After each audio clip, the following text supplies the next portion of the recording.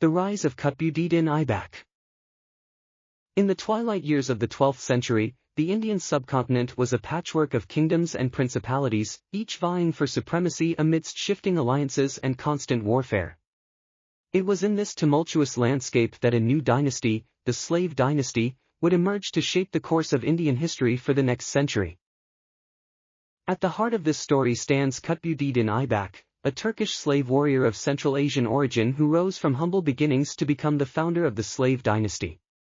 Born into slavery, Qutb-ud-Din Aibak was purchased by Qazi Shahabuddin, a prominent figure in the court of the Ghaznavid ruler Mahmud of Ghazni. Under the tutelage of his master, Qutb-ud-Din Aibak honed his skills in warfare and administration, distinguishing himself as a capable and loyal servant.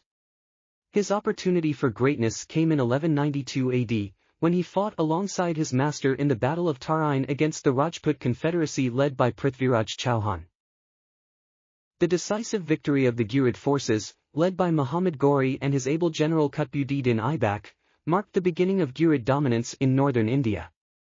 Following the battle, Qutb-ud-Din Aibak was appointed as the governor of Delhi by Muhammad Ghori, tasked with consolidating Ghurid control over the region.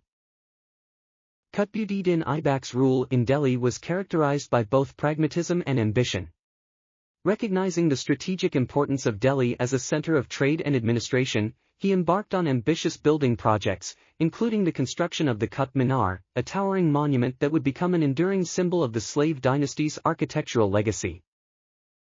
Despite his achievements, Qutb-ud-Din Aibak faced numerous challenges during his reign. The persistence of Hindu resistance in various parts of northern India posed a constant threat to Ghurid authority. Qutb-ud-Din Aibak responded with a combination of military campaigns and diplomatic overtures, seeking to expand Ghurid influence while maintaining stability within his realm.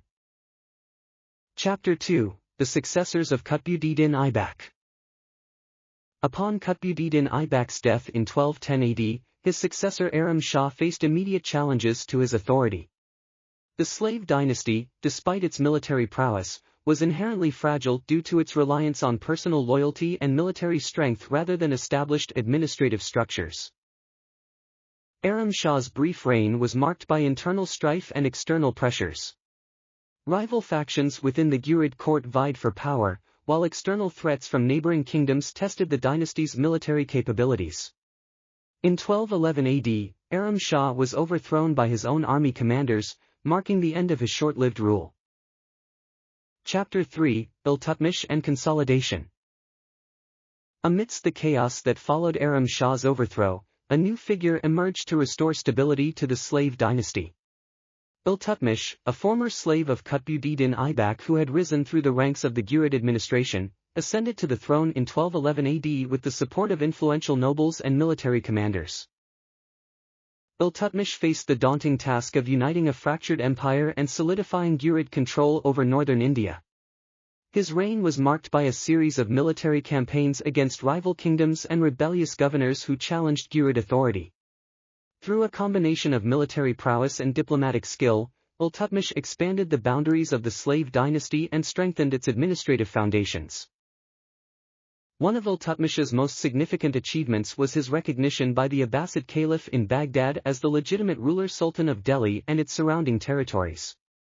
This diplomatic recognition not only enhanced Iltutmish's prestige but also strengthened the legitimacy of the slave dynasty in the eyes of the Islamic world.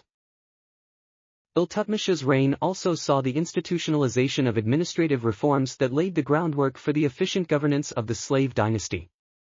He established a centralized administrative system with separate departments for revenue, military affairs, and justice, appointing loyal administrators to oversee these departments and maintain order within the empire.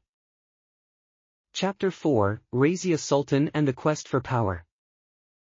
Following Iltutmish's death in 1236 AD, the slave dynasty faced a succession crisis that would test its resilience once again. According to Iltutmish's wishes, his daughter Razia was chosen as his successor, making her the first and only female ruler of Delhi in medieval India. Razia Sultan was a remarkable figure in many respects. Educated in statesmanship, administration, and military strategy from a young age, she possessed the intellect and determination to rule effectively in a male-dominated world. However, Her ascension to the throne was met with opposition from conservative elements within the Ghurid court who questioned her ability to lead. Razia Sultan's reign was marked by efforts to consolidate her authority and uphold the principles of justice and good governance. She sought to win the loyalty of her nobles and subjects through policies aimed at promoting religious tolerance, fostering economic prosperity, and maintaining a strong military presence in the face of external threats. Despite her efforts, Razia Sultan faced significant challenges to her rule. Rival factions within the Ghurid court conspired against her, undermining her authority and plotting to overthrow her. In 1240 AD, Razia Sultan was deposed and imprisoned following a revolt led by rebellious governors and discontented nobles. Chapter 5: Decline and Legacy. The downfall of Razia Sultan marked the beginning of a period of decline for the slave dynasty. Successive rulers struggled to maintain unity within the empire, facing internal strife, external invasions, and challenges from rival kingdoms. The Mongol invasions in the 13th century further destabilized the region, contributing to the fragmentation of Ghurid territories. By the late 13th century, the slave dynasty had lost much of its former glory and influence.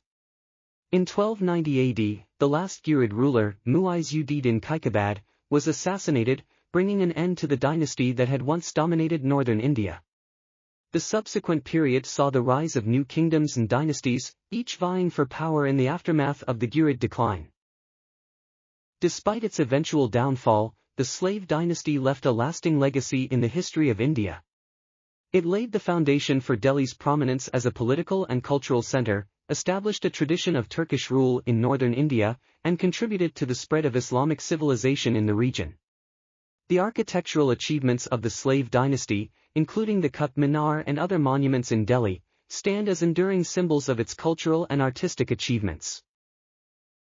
As the sun sets over the ruins of ancient Delhi, casting long shadows across the remnants of Ghurid palaces and fortifications, the legacy of the slave dynasty endures, a testament to the resilience, ambition, and complexity of a dynasty that shaped the course of Indian history during a pivotal era.